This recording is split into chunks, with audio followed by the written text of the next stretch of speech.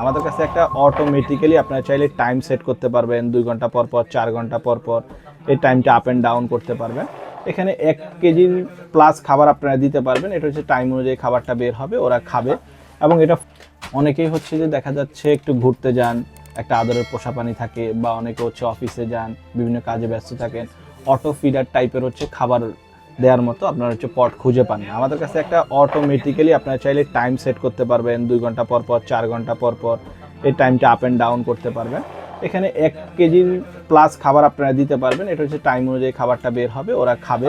এবং এটা ফোল্ড করে রাখা যায়, এবং এটা ডিরেক্ট কারেন্টও চলে, এবং চাইলে আপনারা ব্যাটারি দিয়ে হচ্ছে সেট করতে পারবেন।